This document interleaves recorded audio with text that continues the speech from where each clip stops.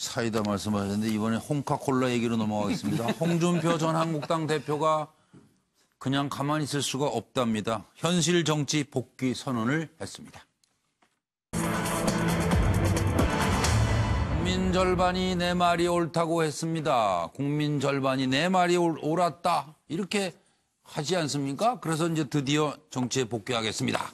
친정 한국당과의 관계는 어떻게 되는 것인지, 예, 거기다 같이 좀 써주세요.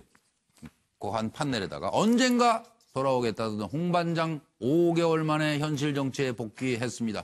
국민 절반이 내 말이 옳았다 한다. 다시 시작하겠다. 나라가 통째로 넘어가고 있어. 현실 정치에 복귀한다. 좌파 광풍 시대를 끝내고 내 나라 살리는 마지막 기회다. 내 나라에 대한 비전과 정책을 펼칠 것. TV 홍카콜라가 개국했고 싱크탱크 프리덤 코리아 이 땅의 지성과 네이션 리빌딩 운동을 펼칠 것이다. 그리고 전은책 변호사는 또 한편 혁신과 대안 구성을 시도하고 있고 장애 정치를 시작한 것 아니냐 이렇게 지금 이제 얘기들이 나오죠. 홍준표 측 인사는 사무실을 물색 중이랍니다. 그리고 조만간 정치활동 공간을 마련해 전당대회 출마를 염두에 둔 것이 아닌가 하는 얘기들이 나오고 있고 당 일각에서는 홍 전 대표 전대 출마를 막아야 한다는 얘기도 나오고 민주평화당에서는 국민 절반이 옳다고 한다고요? 착각 속의 홍 대표, 한국당 골칫거리예요. 여러 반응들이 나오고 있네요. 들어보시죠. 휴식과 힐링의 시간을 가졌습니다.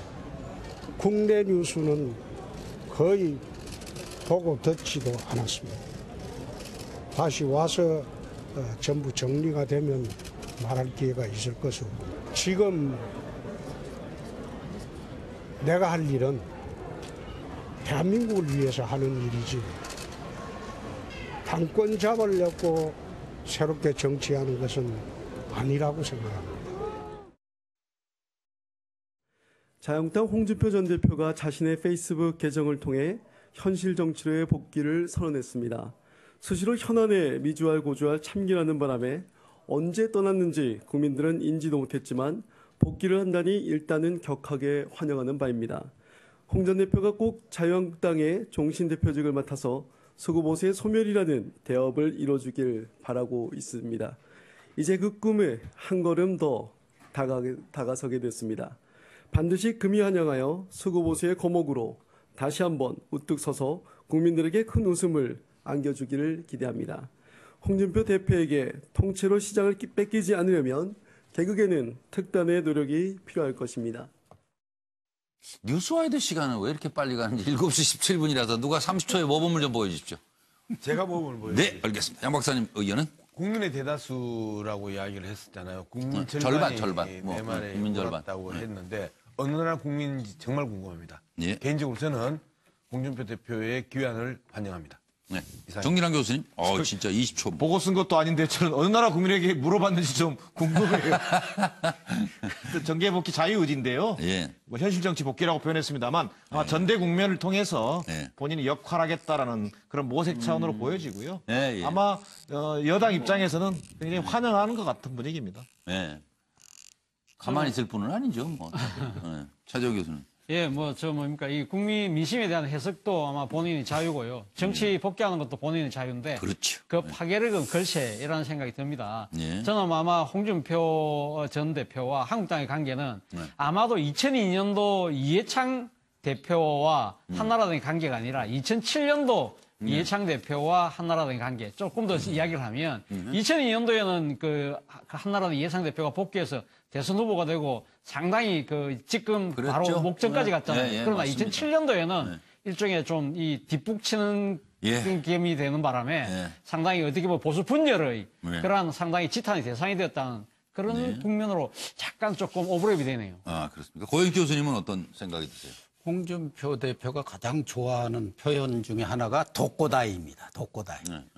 그냥 쉽게 이해한다면 독불장군 비슷한 겁니다. 언론에서는 특종을 독고다이라고 하는데 그렇습니다. 혼자 움직이는 거. 그러니까 저것도 보면 해석도 독고다이. 자기 마음대로 누가 50%를 지지합니까? 어느 국민이?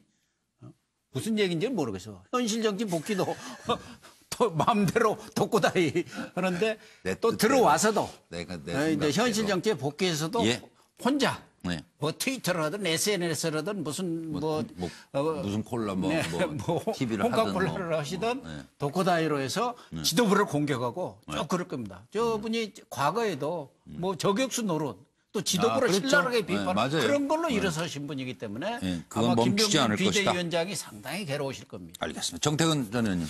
제가 영어를 별로 안 좋아하는데 실력이 없어가지고 오늘 영어를 좀 썼습니다. 네. 왜 썼냐면 지난번에 홍준표 대표가 지방선거 참패한 날 자기 페이스북에다가 The buck stops here. 네. 모든 책임은 내가 진다라는 뜻이거든요. 네. 그러고 떠났단 말이에요. 네. 그러면 한 1년은 있다가 돌아와셔야 되는 거 아니에요? 지금 5개월, 6일뿐이 안 됐어요. 내년 보궐선거 때나 오시든지. 회복력이 빠르신 분일 수도 있죠. 그래서 먹이라는 게 뭐냐면은요. 포카판에서 딜러를 한다라는 권한을 얘기하는 거예요. 네, 네. 그래서 제가 드리고 싶은 말씀은 패스터벅. 아직까지는 다른 사람한테 넘기시라 이거죠. 서정욱 변호사님. 저는 이게 홍 대표 저 말씀이요. 예를 들어 이게 대통령 지지율이 초창기에는 80% 사기했잖아요. 근데 최근에는 한 50%대까지 떨어진 여론조사가 많잖아요. 그러니까 국민 그래서 절반. 국민 절반을. 이런 표현이고요. 예, 예. 저는 이게 현실 정치는 당대표는 출마를 꺾고요. 예. 더 나아가서 그 창원 보궐선거까지 예. 원내 진입까지 노리지 않을까 이래 예. 보입니다. 예, 알겠습니다. 그러나 저나 지금 지지율 얘기하셨는데 문재인 대통령 지지율이 7주 연속 하락인데요. 원인과 향후 전망을 좀 해보겠습니다. 지금 문 대통령 지지율도 그렇고 더불어민주당 지지율도 지금 비상에 걸린 것 아니냐. 그래서 원인이 무엇이고 돌파구는 어떻게 찾아 나가야 할지를 한번 생각해 주시기 바랍니다. 심상치 않은 문 대통령과 민주당 지지율이 아니냐. 왜냐하면 하여튼 좀 계속 하락세니까 그렇죠. 뭐 리얼미터는 지지율 53.7%, 취임 후 첫 7주 연속 하락입니다. 리얼미터 지지율 7주 연속 약세, 문재인 지지율 하락과 궤를 같이 하는 더불어민주당 지지율이고요. 또 출범 직후 80%대였던 20대 젊은 층의 지지율이 지금 50%대로 하락한 것도 취임 후 최저라는 지금 분석입니다. 왜 그럴까요? 경제 상황이 어려워서 국정운영 성과가 나타나지 않아서 임기 중반 접어들어 자연스러운 현상, 남북 이벤트 효과가 사라져서 지금 민주당은 20대 지지율 27% 이상 하락, 이것은 가슴 아픈 상황이다 이렇게 받아들이고 있고, 박지원 의원은 바로 이자영 20대 자영업자와 영남의 이탈 현상이다 이런 말씀인 것 같아요. 그리고 자유한국당은 이참에 반문 연대를 한번 결성해 볼까 하는 생각도 하실 것 같고 그렇습니다. 상황이. 예. 지금 현재 문재인 대통령의 지지도가 20대에서 영남에서 자영업자들이 굉장히 낮게 나오고 있어요. 20대에서는 85%에서 56%, 부산에서는 부정평가가 49%, 뭐 자영업자도 50% 미만인데, 그래서 저는 이게 이영자 현상이다. 20대 영남 자영업자. 이영자. 네. 예. 최근에 한국갤럽에서 여론조사한 결과가 좀 나왔는데요. 올해 초만 해도 문재인 대통령님에 대해서 20대들의 지지율이 81.9%였습니다.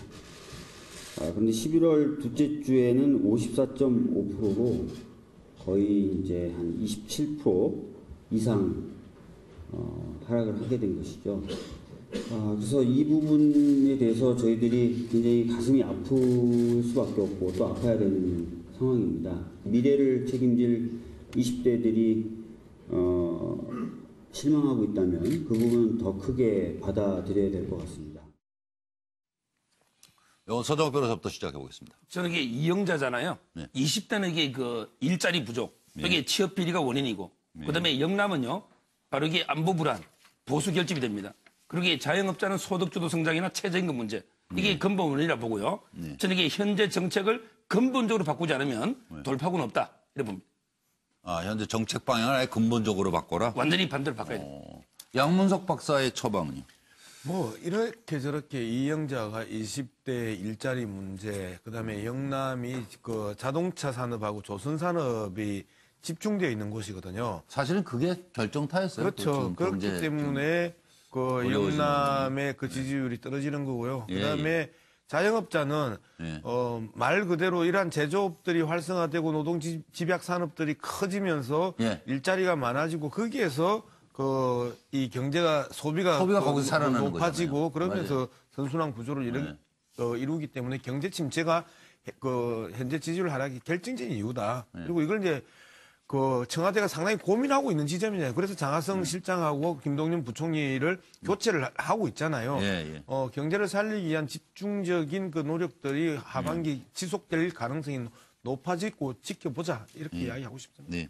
정기랑 교수의 처방. 얼마 전에 이제 경제정책 관련해서 김앤장, 이른바 김동연, 장하성 두 분을 교체했지 않습니까? 예. 근데 이를테면 시장에는 전혀 어떤 신뢰를 주지 못하고 있는 것 같아요. 자, 그래서 민주당 의원들도 이렇게 자주 만나보면 이런 얘기를 합니다. 위기감은 있어요. 근데 그 위기감이 저는 지금 전달되고 있지 않다. 자, 그래서 이것을 단순히 경제 침체라든지 이런 문제만 볼 것이 아니라 기본적으로 좀 위기의식으로 무장할 필요가 있고 현재 국정운영 기조를 전환하는 것을 검토해야 될 때가 됐다. 어떻게 기조를 국정운영 기조를 또 복잡하게 또 말을 해야 되겠습니다만 결국은 저는 민심의 바다로 뛰어들어야 된다. 현장의 여론을 과감하게 듣고 그걸 반영하기 위한 노력을 해야 된다. 빨리. 그렇습니다. 이게 이른바 남북관계 문제로 그동안 여론 지지율 떠받치는 버팀목이었어요. 근데 경제 문제가 심화되면요. 남북관계가 오히려 악재가 될 수가 있습니다.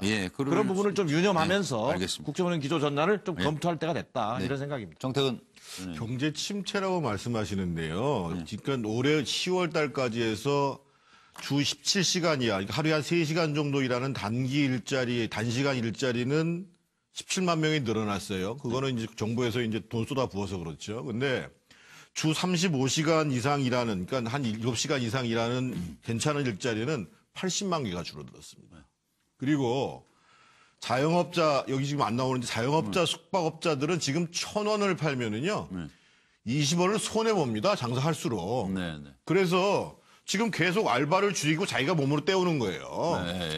경제 침체의 원인은 뭐냐면 경제 실험을 계속하기 때문에 그렇습니다. 더 이상 실험하면 안 됩니다. 그건 하지 마라. 공익 교수님.